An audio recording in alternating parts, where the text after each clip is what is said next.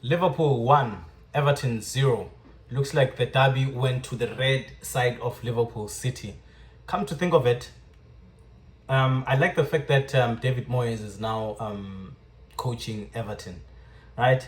Because I saw the last two games, right? The one that we drew away at Everton and today's game.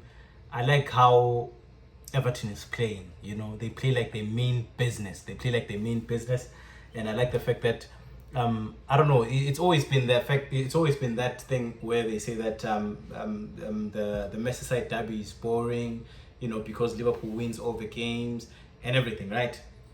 But from the looks of it now, of course Liverpool won the game today, but you saw how hard that was.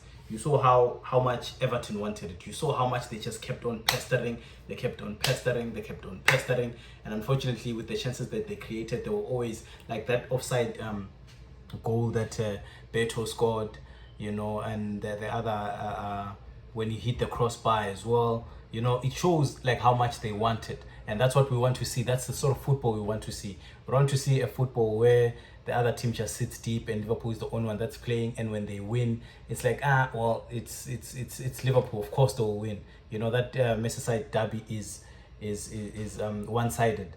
You know what I mean? But for how I saw today's game and the previous game, I like where it's going. I like where it's going. You can see their tempers. You can see that they all want to they all want to win the game.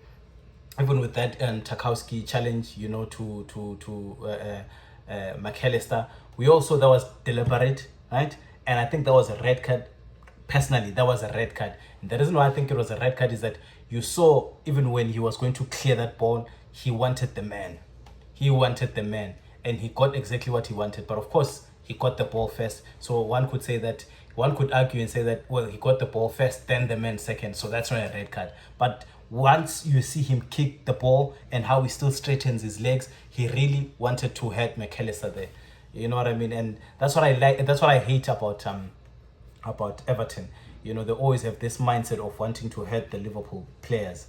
We saw a similar thing when their goalkeeper, right, did the same thing to Van Dijk, and Van Dijk was out for the entire season, and that also proved to be difficult for Liverpool as they struggled that season.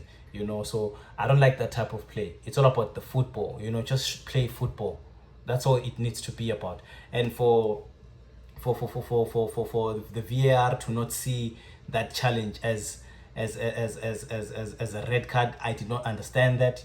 There's just so much inconsistencies when it comes to the Premier League.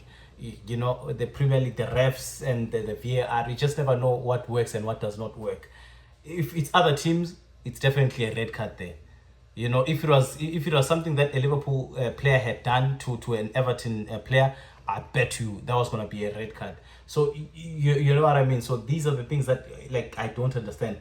The other time they gave Curtis Jones a red card for some. He got the ball. We saw him get the ball, right? But he still got the man. They gave him a red card. So that's the sort of inconsistency that I feel like is what derails the Premier League in itself. They're giving us good football, good coaches, football at the highest level, but with the refs, that's what's holding them behind.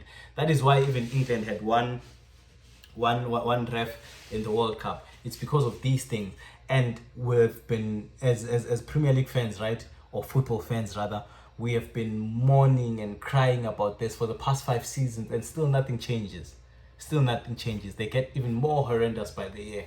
So it's a bit of a problem. It's a bit of a problem because it'll cost teams. It'll cost teams. But above all that, I just like the fact that Liverpool have won the game. They're edging ever closer to lifting the trophy. I don't know what, when I look at Liverpool now, it's just like it's a run. It's a run of. It's more like a ceremony. It's coming to you, right? And when you're in that situation, or that position rather, when you're like 11 or 10 points ahead of a team that is behind you, every game is just a joy to play. Every game is just a joy to play. You're not gonna play with nerves. You're not gonna play. You're not gonna be afraid of anything really. You are the league is yours. So from there on, the fact that obviously Arnold is going, the fact that with Salah and Van Dijk's futures are not yet, discussed. We don't know whether they'll be staying or they'll be going. Every one of them is just going to be trying to enjoy the last games they have with those players as much as they can. So it's definitely going to be a joy to watch. So that was a good game. That's the only competition that we are left in. For Arne Slot to just come from Feyenoord to come to the Premier League with his first season, to be able to win the Premier League, that's kudos to him. This is the same squad that Klopp had, and around this time, last season, that's where he started losing it. And that's what I was saying, that Arne Slot would have studied where the wheels started coming off and the reasons to it, and he's going to try to rectify that, because he sees that he's sitting comfortably, 11 points ahead of Arsenal. So he's going to try to maintain, that gap. He's going to try to maintain that gap, because so long as that gap is still there, then there won't be much pressure on Liverpool. They'll just play their game the way they should. But if they start losing, if they start drawing, and Arsenal keeps piling up, then we could have problems there, But for so long as we are sitting at that margin, then I believe that we have nothing to worry about. It's just fun times, and next season things might be a little difficult, since Manchester City will be able to fix, their squad.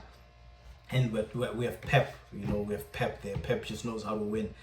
One could say that they're building anew, right? They're building a new squad, so they'll be a bit shaky. But we're talking about Pep, someone who knows how to win, and majority of that squad in the City camp, they've won the league before, so they know how to do it. So they still have a chance, they still have a shout to actually going on to winning the league. Arsenal also, they would have gotten over the bad luck or bad series of injuries that we have seen them have. So next season they'll start off on a high. So it's definitely going to be as competitive. So hopefully with the players that are leaving, Slot will be able to bring his own, right? And when he goes on to win the league next season, let's hear what the haters will say. Because this season, at the beginning, they were happy that Klopp had left. They were saying that Liverpool are going to lose. They were saying that Liverpool are done for, right? When Slot now started winning, now they're changing the tune. They're saying that that's not his squad, so he cannot take credit for that, right? So that's how it is. So let's see next season when he has 3-4 players of his own, maybe after selling Darwin Núñez, if ever that will take place, if he sells Luis Diaz also, and if Salah or Van Dijk leaves. Although I wish Salah and Van Dijk do not leave, I hope they're able to sign at least 2-year extensions.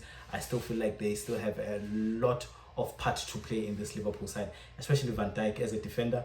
There's still a lot of wisdom and a lot of advice that he needs to pass on our defenders and those that are still incoming. So we'll just